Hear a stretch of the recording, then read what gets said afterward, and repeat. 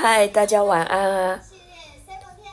今天是我感冒的，可能第3天还是4天吧。从一开始可能有点发烧的感觉，就是会发冷，然后到后来就是咳嗽，然后不是，先流鼻涕，然后再来今天咳嗽，然后一直到今天比较没有声音。像刚刚客人打给我，他以为他打错电话了，一直跟我对不起。然后我想跟他说，没有，我是立管，可是我讲不出声音来，就是这样。然后他就跟我说，不好意思，我打错电话了。然后我就小小声的跟他说，你没有打错电话，是我咳嗽咳到没声音了。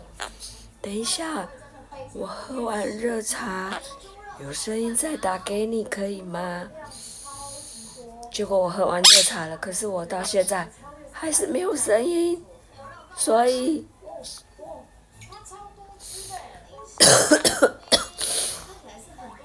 但是呢，我想要靠自体免疫把感冒治好，因为我想说，我已经撑了3天了，我如果现在去看医生，我就破功了。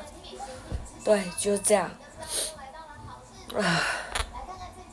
因为我是没有打疫苗的人，所以有时候去人多的场合，可能我回来我就容易这样子。希望大家最近早晚温差大，要记得保重身体，然后多喝开水，多休息哦。晚安。